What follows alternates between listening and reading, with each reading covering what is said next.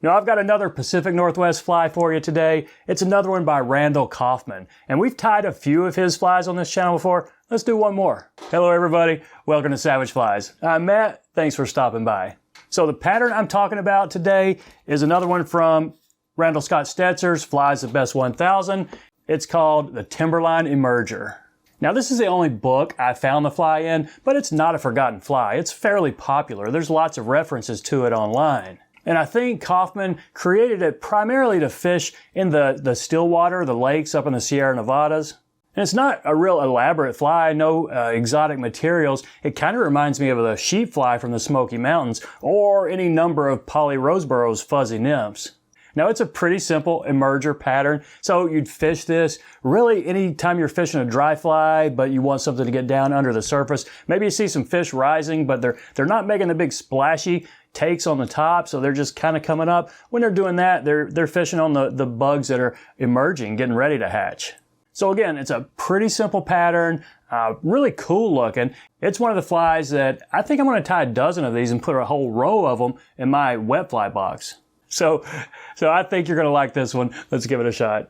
So there it is in the vise, a Timberline Emerger. It does kind of look like a sheep fly if you are a Smoky Mountain fly tyer. Now, good size for this guy is 10 to 16. I'm going to tie it on a 12. I believe that's a 2X long nymph hook. And I'm going to use gray thread. I'll put a base of gray 70 denier down to the start of the bend.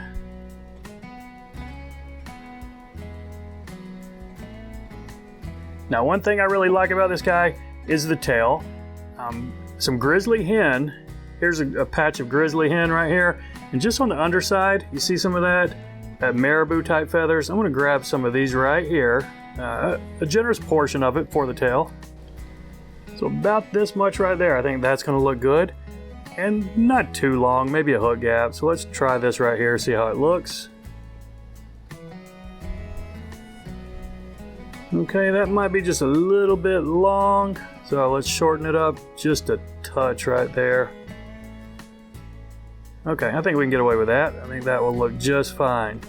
So several wraps, go ahead and lock this in, but I've got quite a bit up front, this mess, so I'm going to go ahead and trim it.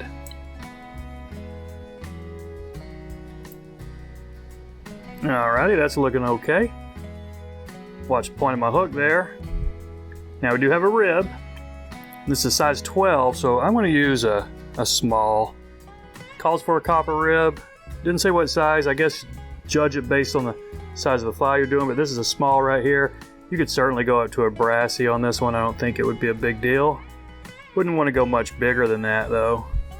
And if you use an extra small, you probably wouldn't see it at all. Go ahead and catch your rib in to the back to where we're going to start that first wrap. Okay, now the dubbing on this, it's just a gray, a medium to dark gray, and whatever you use for your wet flies or your, nymphs. So I'm going to use a rabbit. Anything, muskrat would work. Any kind of natural fibers here are going to work good. I wouldn't want to use a synthetic. I wouldn't want to use a dry fly dubbing. I like my nymphs to hold the water in and not repel it. So put 3 or 4 inch noodle right here. It's probably going to take a couple of noodles to get all the way up because it's a pretty good sized body. But you'll notice I left a couple of millimeters of bare thread there. That should help me get to the back where I start wrapping. Okay, and then get a little taper if you can. I think it looks better if you have a little bit thicker of a thorax. So let's put a little bit more on and take it up again.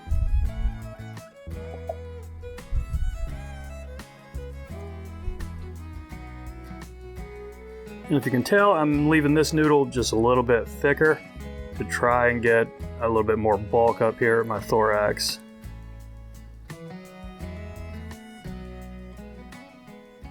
Okay, I think we got a decent taper right there. Now let's counter wrap this rib. Now this isn't going to add much weight to it, and I don't think it's for the segmentation. I think the primary purpose of this is just to make it a more durable fly, to really lock in this natural dubbing you have.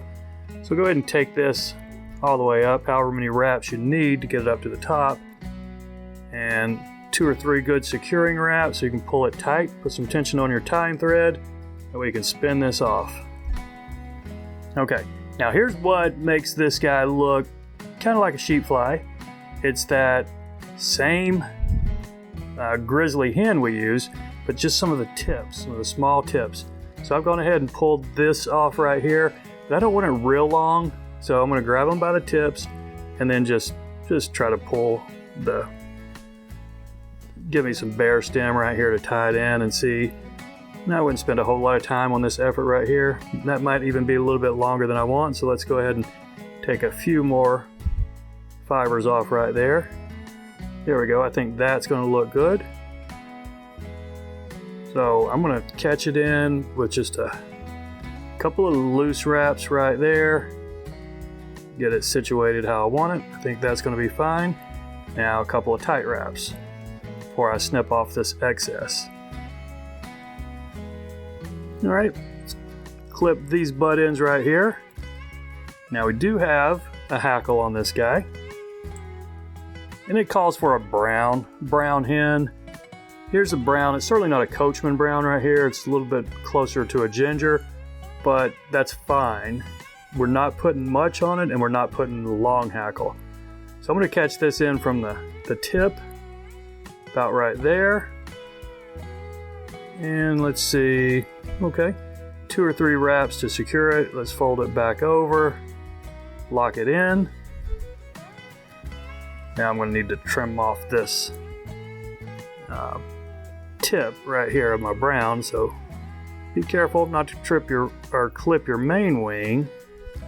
That would just suck. Then you just have a one-winged fly, because if you're like me, you probably wouldn't go back and redo the wing. You'd just keep going.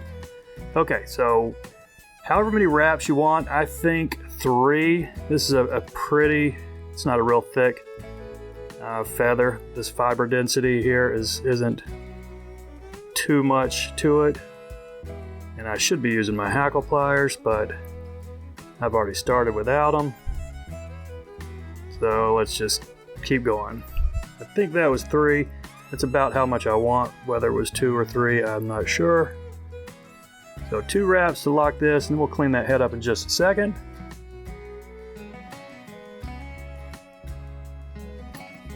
Okay, let's just push it back and then try to get her head. Try to get a neat head if you can. Watch the point. I always jab my thumb with the point of my hook. But there we go. You might have a couple of fibers to trim or just leave and ignore. But there we go. That's a all right looking head right there. I'm gonna go ahead and trim these just because why not? Try not to clip my thread. And you know what? I need to go a little bit farther back because some of these are sticking up on me. Okay. There we go. And it's a nymph, so don't be afraid to build a head as big as you want. I kind of like a substantial head on my nymphs, and certainly a fly like this, even though this is really considered a wet fly because it's kind of an emerger. But fish it however you want. Fish it as a nymph, fish it as a wet. It's not weighted, so I think this is going to have the best luck right up under the surface, just as an emerger. So toss it out there like you would a dry fly, let it sink a few inches, then watch the fish come up for it. So there we go, Timberline Emerger. I think it's a pretty cool looking pattern. I'm actually going to tie up, maybe a dozen of these things and fill a row in my fly box with it. So a drop of head cement and this guy's done. So that's it, everybody. I appreciate you watching. Y'all take care. We'll see you next time.